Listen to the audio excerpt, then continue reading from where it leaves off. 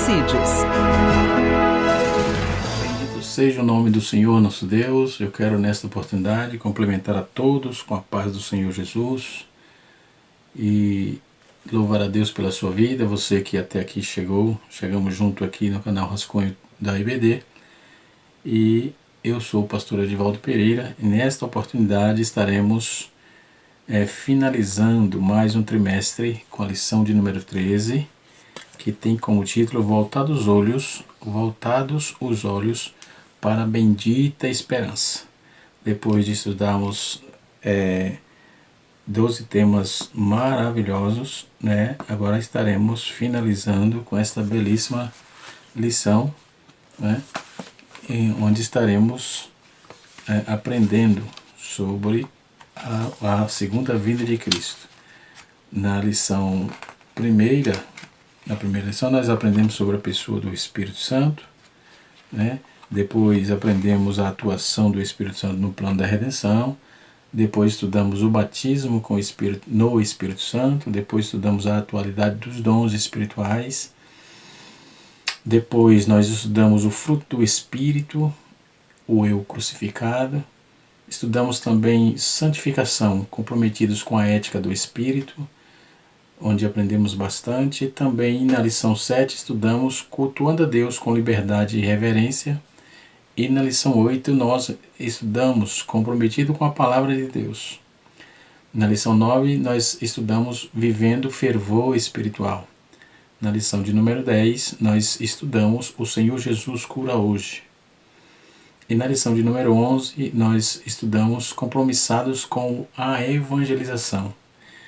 E estudamos também no domingo passado, dia 21 precisamente, a urgência do discipulado, né? E nesse próximo domingo, dia 28 de março de 2021, nós finalizaremos o trimestre com a lição de número 13, que tem como título, como eu já disse, Voltado os olhos para a bendita esperança. O tema geral da nossa lição é o verdadeiro pentecostalismo, a atualidade da doutrina bíblica sobre a atuação do Espírito Santo, lição comentada pelo nobre pastor, teólogo, escritor, pastor Ezequias Soares. Deus abençoe quem tem a honra e o prazer de conhecer também, né?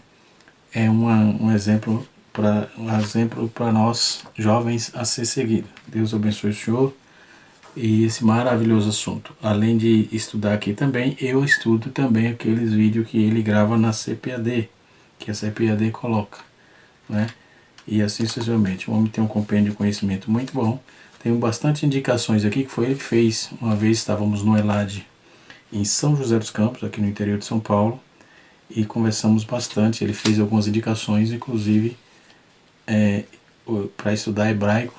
Ele fez a indicação da escola, onde sempre estamos lá aprendendo um pouco no Centro Cultural Judaico com os professores ali da USP, né? Deus abençoe os nossos irmãos, Deus abençoe o pastor Ezequias Soares. A CPAD está de parabéns por esse relevante tema e nós não vamos parar com esse tema do Espírito Santo. A próxima lição será essa aqui. A próxima lição, um tema que foi de 2014, e o texto é a mesma coisa, o pastor Rinaldo Renovato de Lima. O livro também está aqui, ó, o livro de apoio, certo? Nós vamos estudar o mesmo tema, tá certo? Na próxima lição, no próximo trimestre, vamos estudar Deus deu dons aos homens. Depois vamos estudar o propósito dos dons espirituais. Depois vamos estudar dons de revelação. Vamos estudar dons de poder. Vamos estudar dons de elocução. Vamos estudar dom do ministério, o ministério apostólico, o ministério profético ou de profeta, o ministério de evangelista, o ministério de pastor, o ministério de mestre ou doutor, o presbítero, bispo ou ancião. E estaremos estudando também o diaconato. E a 13ª lição será a multiforme sabedoria de Deus. É o trimestre da lição, a lição dos próximos trimestres, tá certo?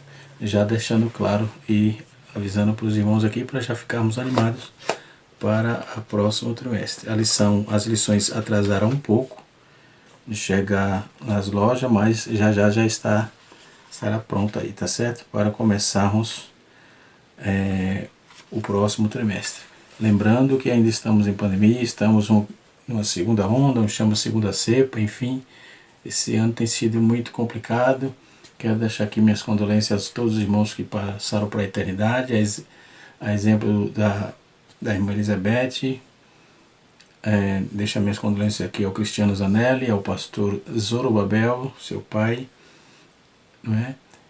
Que era esposo da irmã Elizabeth. Quero também deixar meu abraço e minhas condolências à irmã Marta Almeida, esposa do saudoso pastor Ubleir Almeida, homem de Deus, que nós conhecemos, moço ainda jovem, mas foi acometido de Covid-19, não resistiu e foi promovido às mansões celestiais, né?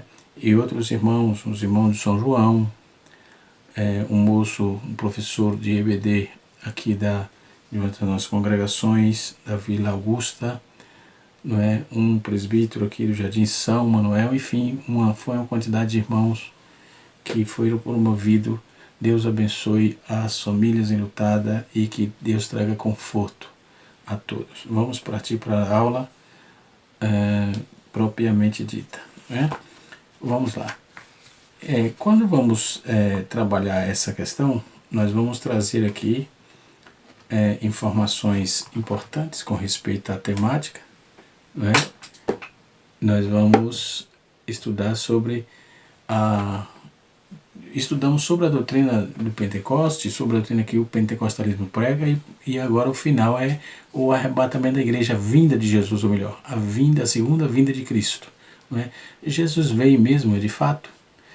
Tem várias perguntas que se faz. Pois os pentecostais acreditam nisso piamente, essa bendita esperança que é o retorno do nosso Senhor e Salvador Jesus Cristo para buscar a sua igreja e para estar com Ele na glória, tá certo? Então, todo o movimento, toda a doutrina pregada, uma boa parte da doutrina pregada pelos pentecostais foi estudada nesse trimestre, né? E nós vamos finalizar agora com essa questão, tá certo? O que é a gloriosa esperança, né?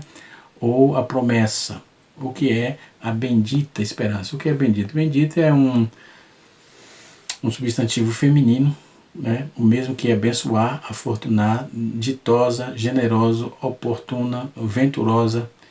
E bendito. Bendito tem os mesmos significados, né? É aquele que é alvo de bênção, é abençoado, louvado, que expressa generosidade ou busca sempre fazer o bem, generoso, repleto de felicidade, de alegria, contentamento, feliz, oportuno. Bendito o dia em que nasci, uma frase escrita por um dos escritores bíblicos, né? Então essa é a etimologia, o significado da palavra bendita ou bendito, enfim. E esperança? Esperança é um substantivo feminino que denota confiança, né, em algo que acontecerá, esperança de cura, crença no que deseja daquilo que não existe, que vai tornar realidade. Enfim, esperança de vários fatores, né? Dentro do sentido figurado, nós vamos encontrar um alvo de alguém que é alvo de uma expectativa. Tudo que está relacionado a ilusório ou utópico, com a esperança fica rico, né? Porque quem tem esperança não é utopia, torna-se realidade. Dentro da religião, a virtude que completa 3 virtudes diferentes da teologia, por exemplo, fé, caridade e esperança. Essas 3 virtudes estão dentro do contexto da religião, né? Já dentro da zoologia, por exemplo, isso é a designação atribuída a insetos, enfim, isso aqui não vem ao caso. Então, definindo bem essa questão, o termo grego para bendita ou bendito significa makairos. Makairos, que significa bendito, feliz, né? Indicando que o cristão é espiritualmente bem-aventurado. A expectativa da volta de Cristo nos confere aí o bem-estar e felicidade espiritual. Russell Norman Chamberlain vai tratar isso dentro da sua enciclopédia aqui, tá certo? E assim sucessivamente. Outra situação, a esperança, por exemplo, o dicionário vai definir, conforme eu já trouxe aqui, mas ampliar um pouco mais, define esperança como um sentimento que se vê possível a realização daquilo que se deseja. É uma expectativa, né? Esperança é uma das virtudes cristãs através da qual o crente é motivado a crer no impossível. Então, nós não estamos vendo, mas temos a certeza e esperamos que irá acontecer. Não é? Então, é a certeza de receber as promessas feitas por Deus através de Jesus Cristo, conforme Romanos capítulo 15, verso 13 e Hebreus capítulo 11, versículo de número 1. Tá certo? Então, é uma sólida confiança em Deus, que o salmista no Salmo 33, no seu verso 21 e 22. Né? O termo vai derivar do grego elpis, que significa expectativa favorável e confiante. Essa frase ela está inserida em Romanos capítulo 8, versículo 24 e 25. Já o verbo que significa esperar, onde aguardar, contar a realização de uma coisa desejada, né? Nós vamos ver aí a definição do termo arrebatamento, arrebatar. A palavra aparece nas escrituras de forma variada. No hebraico a palavra lagar significa tomar, receber. Rapazo no grego, Weine vai definir isso, né? Significa pegar, arrancar com violência. No dicionário Weine vai nos apontar isso aí. Né? E de muitas vezes o verbo rapaz ele é utilizado, às vezes diz respeito ao arrebatamento dos santos, ou seja, a primeira fase da vinda de Jesus Cristo. Então, teologicamente, o arrebatamento é definido como uma retirada brusca, inesperada, entendeu? Dentro da escatologia. Né? Escatologia, bom que se lembre. É a inesperada e sobrenatural da igreja neste mundo, a fim de que se encontre como Senhor nos ares, né, por ocasião de sua segunda vinda. Não é?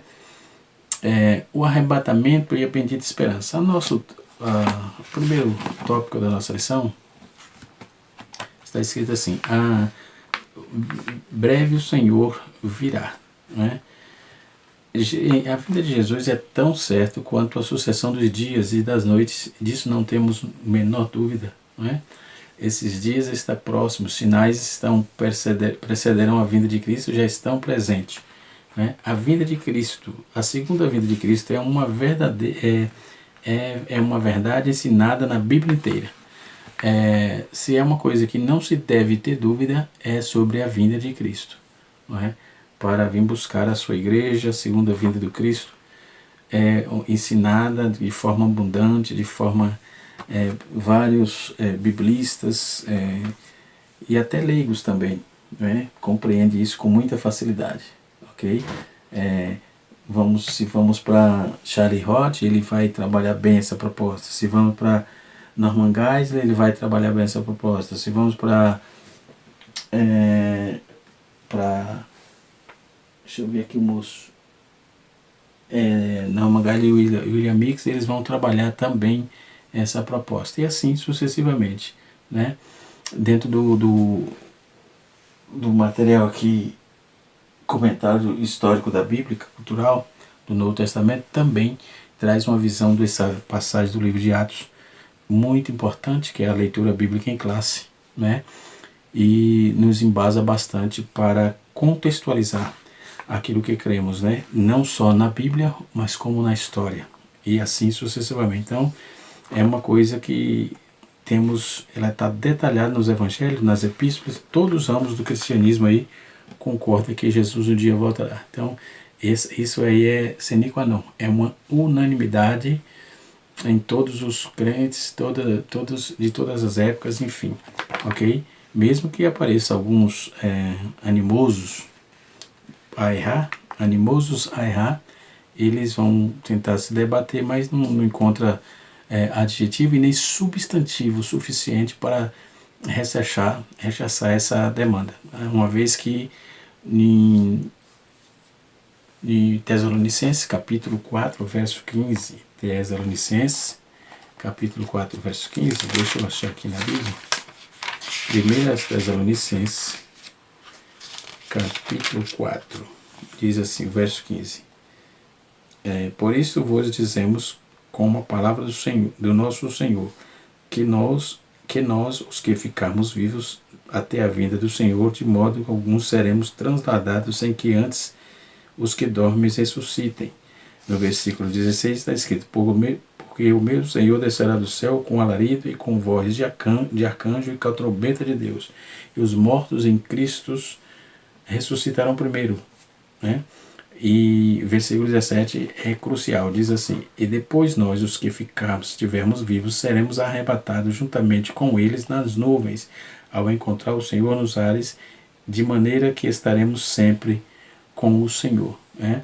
E aí Paulo aplica dizendo: portanto, consolai-vos uns aos outros com essa palavra. Não é? Então, as coisas estão difíceis, não está fácil, e se agravou um pouco mais. Essa situação da pandemia trouxe aí bastante prejuízo. Eu falo em um aspecto geral, mas Jesus está voltando. Em breve, a igreja não estará mais aqui, já estará no lugar da promessa a qual Deus fez e ele há de cumprir, por meio de Jesus Cristo, seu Filho, não é? Conforme Paulo vaticinou também. Então, a vinda de Jesus Cristo em glória, conforme está em 2 Tessalonicenses 2:8, é apontada aí quando o Senhor Jesus ele se ascendeu aos céus, os varões de branco disseram: por que buscais o viso entre os mortos? Ele já não está mais aqui, ele ressuscitou. Então, Jesus fez uma promessa e nós vamos ver, ele prometeu voltar para nos buscar e levar-nos para estar com ele. João capítulo 14, versículo número 1 a 3. João 14, versículo 1 a 3. Vamos ver um texto muito conhecido de nós outros, mas é bom estarmos com a Bíblia aberta, sempre conferindo, né? Assembleano, né? Tem que conferir na Bíblia, né? Está escrito, aleluia, está escrito, capítulo 14, no seu verso 1, está escrito assim: não se turbe o vosso coração, credes em Deus, crede também em mim. Na casa do meu pai há muitas moradas. Se não fosse assim, eu vos teria dito: vou preparar-vos lugar. E se eu for e vos preparar lugar, virei outra vez e vos tomarei comigo, para que onde eu estiver, estejais vós também. Notem que o texto ele está dentro do presente do indicativo ativo. Está dizendo assim: na casa do meu pai há muitas moradas. Tem muita gente que interpreta o texto de forma equivocada, e eu quero aqui dar uma ajuda nisso, não é? Porque o texto está dentro do presente do indicativo ativo quando diz assim: na casa do meu pai há muitas moradas. Então ele não foi preparar. Jesus foi preparar. Não, o lugar já está preparado, não é? Então ele disse: na casa do meu pai há muitas moradas. Se não houvesse morada, ou seja, se não fosse assim, se não, é a mesma coisa que ele dizer: se não houvesse morada, aí eu mudaria o discurso. Eu teria dito, eu vou teria dito ao texto. Se não fosse assim, eu vou teria dito: vou preparar-vos lugar. Ou seja, se não houvesse lugar, eu prepararia, não é? Eu prepararia. Bom que pegue o texto dentro do seu contexto, né? Porque texto sem contexto vira pretexto. Isso é um perigo, não é? E que não é o nosso caso aqui, ok? Então, o arrebatamento da igreja e a bendita esperança. Paulo, ele fala do retorno de Cristo como a bendita esperança. Lá em Tito, capítulo número 2, versículo 13, Tito 2,13, Paulo vai trabalhar a proposta, né, dizendo que, ao contrário do que as expectativas dos escapistas, por exemplo, a esperança cristã espera a volta de Jesus. É um testemunho que a igreja espera ardentemente e espera de forma clara, de forma objetiva, crendo de que quem prometeu não falha jamais, né? Então Tito vai trabalhar essa proposta aqui, ok? Quando vamos ver então, por que essa bendita esperança? A esperança é consoladora, né? O dicionário House vai dizer que ela é consoladora, ou seja, consolar é aliviar a dor do sofrimento, a aflição de outro, enfim. Então, com as próprias palavras, por isso que ele diz: consolai-vos com essas palavras. Pode notar aí que a maioria das vezes em que a doutrina do arrebatamento aparece nas páginas do Novo Testamento, vem com um propósito, dentre as outras, trazer consolo para a igreja. Então, a esperança do arrebatamento é um consolo para a igreja. Eu, há pouco, fiz aqui menção de alguns irmãos que partiram para a eternidade, e o que nos alegra é saber que eles estão nos braços do Pai, a sua alma está consolada com o Pai. E aí, onde a Bíblia diz que nós, aqui na terra que ficamos, temos que ter a convicção que nossos antes queridos está com o Senhor, não é? Está, por isso ele diz, consolai-vos com essa palavra. Então, no cenáculo, por exemplo, nos momentos antes da crucificação, faça atenção dos apóstolos que ele estava no capítulo 1, no capítulo 14, versículo 1, que eu li aqui: não se turbe o vosso coração. Jesus ele fala de forma enfática, né? Quando ele declara dizendo que para estar atento, virei outra vez para que estejais vós comigo, e depois ele vai dizer lá na frente: não vos deixarei órfão, no capítulo 14, versículo 3, versículo 18, versículo 28 de João. Atos capítulo 1, versículo 6 a 12, que é o texto áureo aqui da lição, texto bíblico em classe, que é o capítulo 6, versículo 1, capítulo 1, versículo 1 a 6 capítulo 1 de Atos, versículo 6 a 11, né? E que é a leitura bíblica em classe. Então, essa esperança, ela é motivadora. Essa esperança que temos, ela é que nos motiva a caminhar, não nos deixa parar.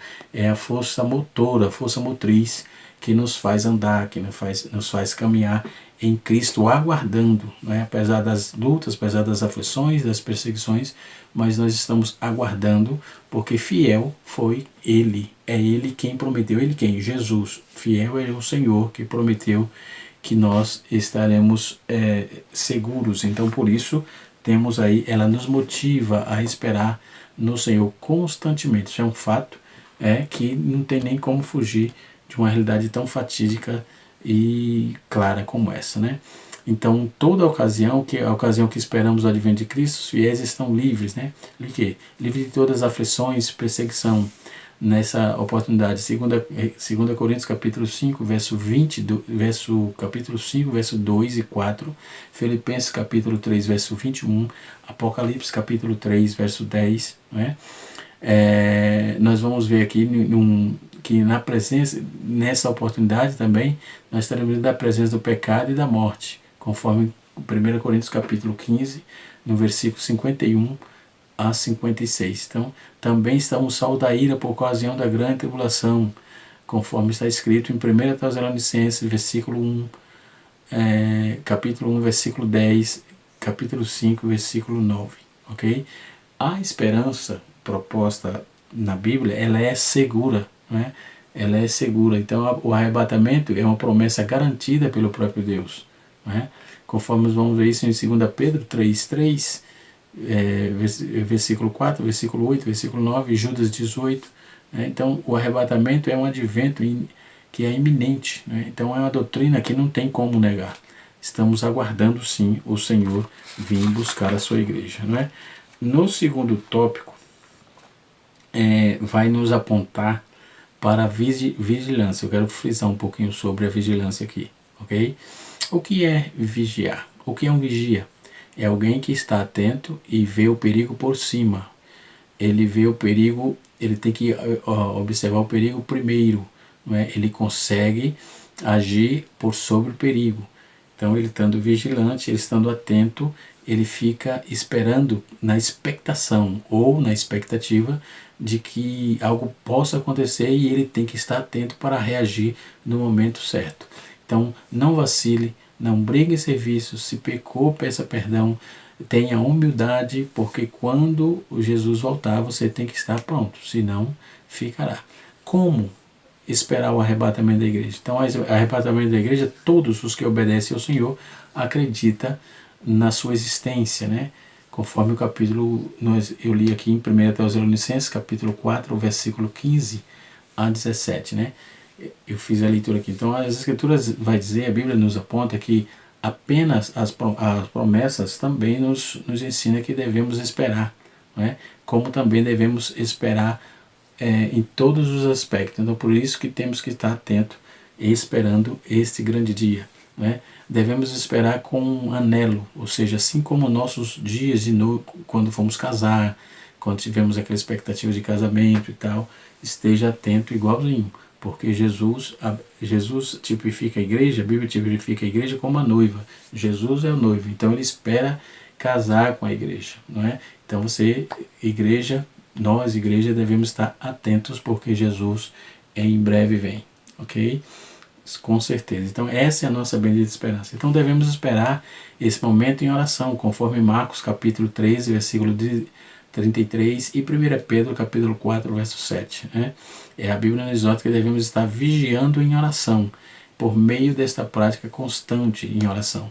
Né? Mesmo que se coloque campanha, se faz fly, se faz banner, mandato para orar de centenas de milhões de anos, desde que existem salvos, né? Desde que existem homens guiados por Deus, e assim sucessivamente. Então o mandamento é sempre, a orientação é que estejamos atentos sempre, esperando o Senhor em oração, no temor da palavra, na comunhão, na benignidade, procurando ajudar o seu próximo, compartilhando e assim sucessivamente, evitando conflitos e embates, não é? Para que tenhamos a esperança de Cristo em nossa vida e aguardemos aí de forma unânime, né? Porque no céu, na eternidade, não vai entrar quem está com dissensão aqui. Não é? E se você tem algum problema com seu irmão, vá até ele enquanto está no caminho com ele. Caso contrário, meu irmão, você está perdendo tempo. Né? Porque se tiver com um problema e não se ajeitar aqui, é melhor se ajeitar logo. Ok? Não é pânico não, é uma realidade. Então devemos esperar também o Senhor com prudência. Tudo que a Bíblia vai apontar, por exemplo, diversas parábolas proferidas por Jesus com o intuito de nos ensinar acerca da vigilância, Mateus 24, Mateus 25, Mateus 24, versículo 32 a 33, Mateus 25, 1 a 13, Mateus 24, 45, 47, Mateus 24, 37, 39, Mateus 24, 43, 40 enfim, todo o capítulo 24 de Mateus ele vai nos apontar para essa vigilância, se bem que é muito comum, e alguns biblistas, especialistas no Novo Testamento, estudiosos, vão apontar o capítulo 24 como uma exortação a Israel, ok? Capítulo 24 como exortação a Israel. É muito comum os estudiosos apontar esse texto justamente para Israel, porque ele foi mais focado lá para Israel, ok? Mas a igreja pega desse bocado também, tá certo? Então, por que devemos esperar em santidade? Né? Temos que ser santos, buscarmos a santidade, estarmos atentos para esperarmos o Senhor em santidade. Devemos esperar servindo ao Senhor. Devemos esperar Ele com perseverança. Não é? Devemos esperar servindo, uma atitude... tem muita gente correndo atrás de cargo e ele não faz nada para ter o cargo, não se esforça para nada, e alguém vai lá, acha afeição nele, diz que consagra, precisa fazer. Se Deus recebeu isso, porque consagração é trabalho. Não se consagra por apadrinhamento, é trabalho. Trabalho. Ok? O que é o trabalho?